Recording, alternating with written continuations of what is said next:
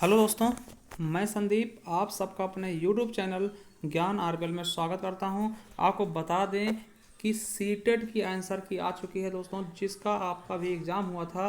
ठीक है, तो उसका आंसर की आ चुका है। तो हम बताएंगे किस प्रकार से आप आंसर की देख सकते हैं, किस प्रकार से चेक कर सकते हैं। तो देखिए, सबसे पहले आपको अपने फ़ोन में कोई ब्राउज़र खोल लेना है, जैसे आप गूगल खोल लें और यहाँ पे आपको सर्च करना है सरकारी रिजल्ट। ठीक है, सरकारी रिजल्ट जैसे ही टाइप करते हैं दोस्तों, उसके बाद आपका इस प्रकार से पेज खुल जाएगा। ठीक, तो आपको इस वाले लिंक पे जाना है, जो ये आपको पहले दिखेगा सरकारी रिजल्ट, ऐसा लोगो लगा होगा। ठीक, तो इस पर आप जैसे ही क्लिक करते हैं तो ये आपका ओपन हो जाएगा। देखिए, सरकारी रिजल्ट के ऑप्शन की ऑप्शन ओपन हो गया है, ऑप्शनल पेज। ठीक, अब आपको जाना कहाँ पे है, आप देखिए नीचे जैसे ही आएंगे, ठीक है, जैसे ही आएंगे आपको यहीं पर दिख जाएगा, ये आपको दिख जाएगा सीटेट जनवरी 2021 आंसर की। या फिर आप नीचे जा सकते हैं, देखिए एक ये ऑप्शन मिलेगा रिजल्ट का, एडमिट कार्ड का और लेटेस्ट जॉब का। फिर इससे जैसे नीचे आएंगे, जैसे नीचे आएंगे आप, तो यहाँ पर आपको दिखेगा ये आंसर की का, क्या आंसर की का। तो यहाँ पे जैसे नीचे देखते हैं, उसके नीचे आपको जस्ट दिख जाएगा सीटेट आंसर की 2021 दोस्तों। तो इसी पे आपको क्या करना है, क्लिक कर देना है। और देखिए, ये देखिए आपका बिल्कुल अच्छे से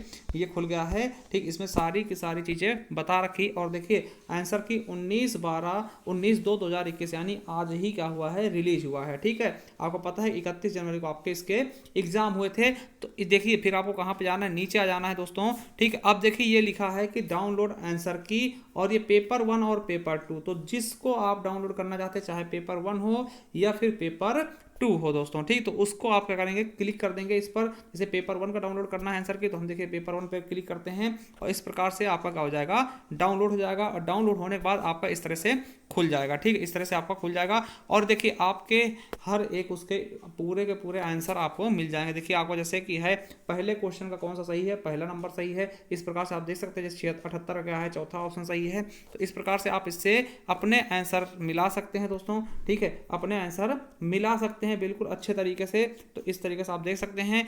ठीक है, ये सेट नंबर भी दिया होगा कि कौन सा सेट है आपका। ठीक, तो आप अपने सेट पर जाइएगा, पहले आप अपना सेट चेक कर लीजिएगा कौन सा सेट है, आई है, ठीक है, जे है, जो भी सेट रहा हो उसको आप उस तरीके से मिला सकते हैं। ठीक है, मान लिया आपका दूसरा है, ठीक है, दूसरा पेपर मिलाना चाहते हैं सेकंड वाला, तो आपको सेकंड वाले इस पे क्लिक करना है। ठीक है, सेकंड शिफ्ट का इस पे क्लिक करना, और ये जैसे मिलाते हैं आपका ये करते हैं दोस्तों, थोड़ी देर बाद आपका ऐसे डाउनलोड होकर ओपन हो जाएगा। ठीक है, तो आप इसमें सेट देख लेंगे कौन सा एम सेट है, ठीक है, या फिर कौन सा सेट है आपको। ठीक है, नीचे आएंगे, अगर आपका एन है तो ये वाला सेट आप मिला लीजिएगा। इस प्रकार से आप जो से सेट चाहिए, आपको जो भी सेट चाहिए, आपने आपका जो भी सेट रहा हो, ठीक, उस सेट पे जा करके आप इसको इस तरह से अच्छे से मिला सकते हैं। ठीक है, तो इस तरीके से आप अच्छे से कर सकते हैं। ठीक है, तो इस तरह से आप मिला लेना। ठीक, और आपको एक चीज़ बता दें कि जो आपके सुपर टेट के एग्ज़ाम होने वाले हैं, यूपी सुपर टेट के दोस्तों, उसके लिए अगर आपको हिंदी की आप ज़रूरत है तो आप हमसे संपर्क कर सकते हैं। ठीक, हमने जो हिंदी साहित्य का इतिहास है, ठीक, हिंदी साहित्य का इतिहास है, उसकी हमने PDF जारी की है।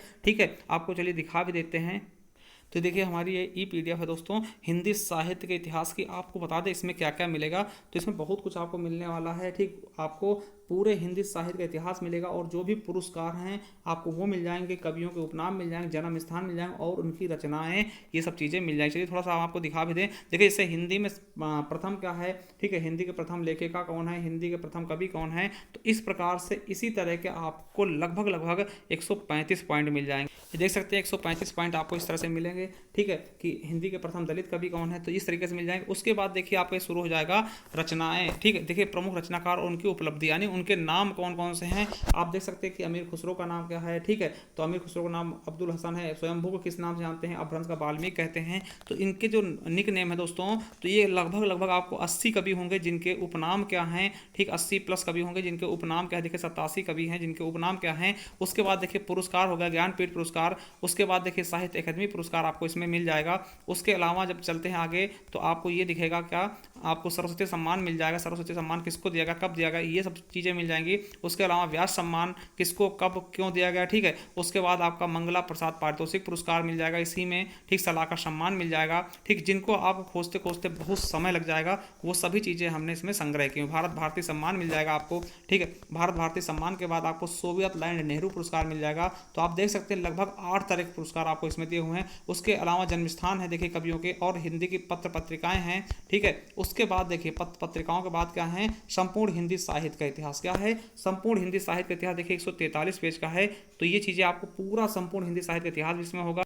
उसके बाद आप देख सकते हैं कि हमने कहानी, जैसे कि कहानी के बारे में बताया है, कहानी कौन कौन सी है, पहली कहानी कौन सी है। उसके बाद हमने कहानी के बारे में बताया है कि देखिए कहानी अलग अलग से हमने सबके बारे में बता रखा।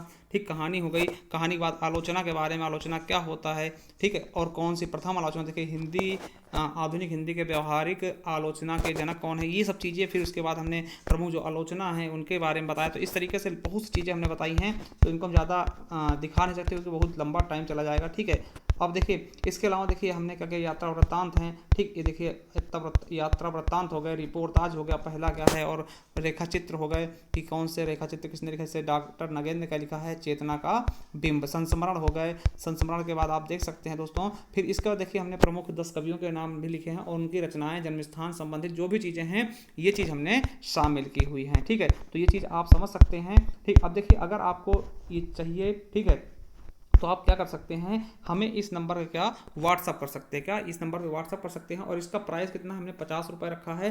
ठीक है, आप हमें इस नंबर पर व्हाट्सअप करके हमसे ये ई बुक प्राप्त कर सकते हैं। और ये जो ई बुक है दोस्तों, आपके आने वाले जो एग्ज़ाम हैं आपको पता होगा, जो कि आपके आपने अगर सीटेट और यूपीटेट पास किया होगा तो आप सुपर टेट की जो तैयारी कर रहे होंगे उसके लिए बहुत ही महत्वपूर्ण होगी, क्योंकि इसमें रचनाएं भी हैं और जो भी चीज़ें हैं हिंदी साहित्य का इतिहास, संपूर्ण हिंदी साहित्य का इतिहास है। आपको कोई भी बुक खरीदने की आवश्यकता नहीं पड़ेगी। ठीक है, आप अगर आप इच्छुक हैं तो आप हमसे संपर्क कर सकते हैं। चलिए, थैंक यू, धन्यवाद दोस्तों। और अगर देखिए, और अगर आप नहीं खरीदना चाहते तो आप हमारे प्लेलिस्ट में आपको मिल जाएगा, हिंदी साहित्य इतिहास के नाम से प्लेलिस्ट मिल जाएगा, वहाँ जाकर के आप हिंदी साहित्य पढ़ सकते हैं। जब आपको ट्रस्ट हो तब आप देख लीजिएगा। चलिए, थैंक यू, धन्यवाद।